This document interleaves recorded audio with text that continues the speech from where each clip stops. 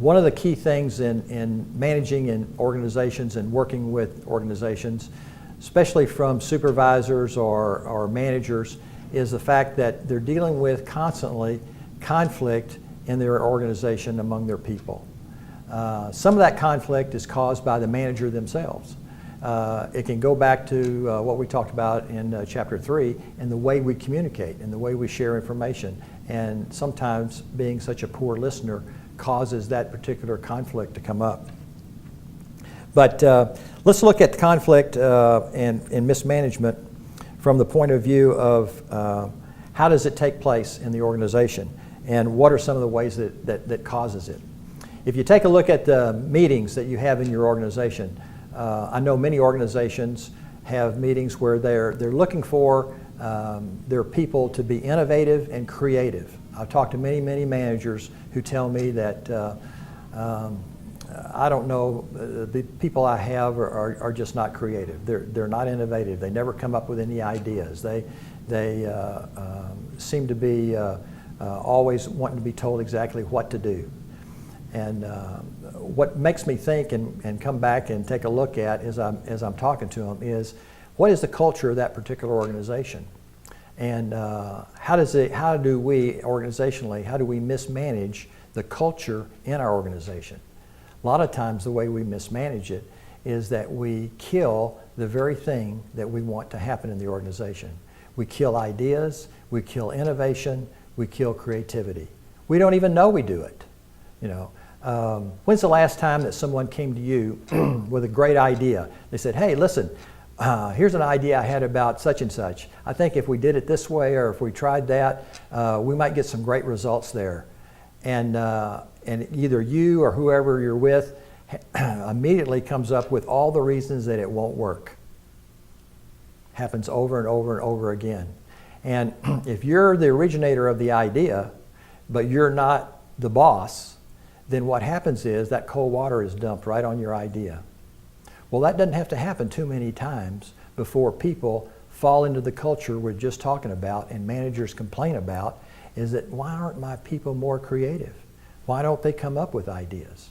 Well, the reason they don't is because we've mismanaged them. We've not given an open environment for people to share ideas in an open culture. And when we do that, we lose the potential of our people. Organizations today, their greatest resource is their human resources, is their people. That's their greatest resource. No matter what the product is, their people are their greatest resource. And yet, most organizations are only using 10, 15, 20% of the capability of that resource. Why? Because the culture that we establish does not let them use their creativity and their ability. Mismanagement. We've mismanaged our people in many cases. Another example might be in brainstorming. You know, many organizations have gone to the idea of, well, let's stimulate thought, let's stimulate creativity, let's stimulate new ideas, and let's do a brainstorming process to solve this particular problem or that particular problem. And they get into the brainstorming session and they start writing up ideas on the board, and someone in the organization says, oh, that idea, that won't work. We tried that 2 years ago. That's a bummer. Scratch that off the list. Well, any time in a brainstorming session that someone throws negative or cold water on an idea, it kills the rest of the brainstorming process. You know, people don't want to look foolish. And to keep from looking foolish, they won't share ideas. Happens all the time. So one of the primary rules in brainstorming is no negatives. Everything has to be positive.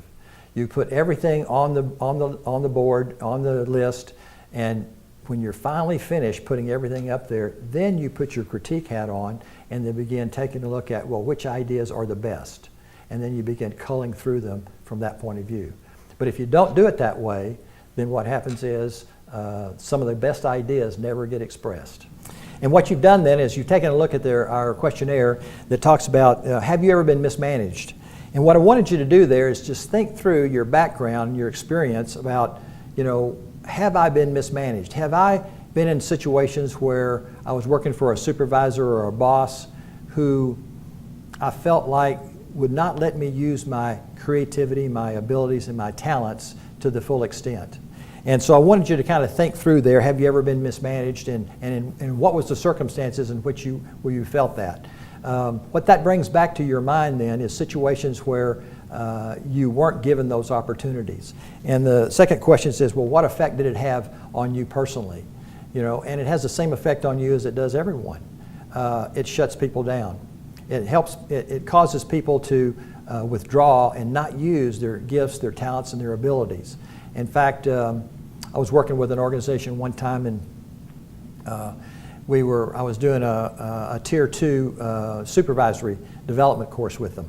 And one of the supervisors was talking about how we were talking about in communication and mismanagement, so to speak, and he said, I've come up with ideas that in my particular area of the organization that could save the company thousands of dollars a year if we would just do it differently than we're doing it now. And I asked him, I said, well, what did they say? And they said, well, every time I would bring it up or attempt to share my idea, I got shut down. I got told that wasn't my job, that wasn't a good idea anyway, and that my manager was the one that's going to do the thinking. I'm just to do what I'm told. And you think, how many times does that scenario take place in organizations?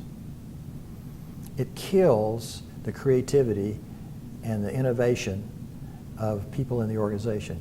It kills the talent. What does it cost organizations to do that? We can't even calculate the amount of money. That organization, in that particular one, could have saved thousands of dollars.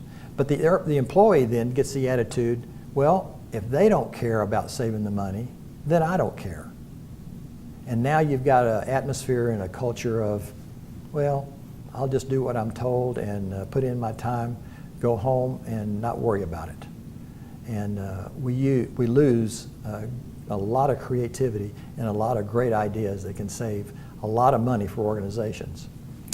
If you look down at the bottom there, it says, well, you know, what did you do about it? Well, what happens to these people who get shut down like that and not used, and you may be even one of those people, is that you look for other places to go. You know, you look for other work. You look for places where you can go and utilize your talents and your abilities. Unless you get into a position where you've been there so long, then you've just kind of given up. And now creativity and innovation and sharing ideas is not even in your thinking anymore. Now you don't even think about it. And that's a sad thing for organizations who created that kind of a culture. So mismanagement is one of the major problems that we have in organizations in terms of not utilizing our people and their skills and their abilities. And conflict is created in that person's mind when these ideas are shut down. That conflict is expensive and it costs us a ton of money.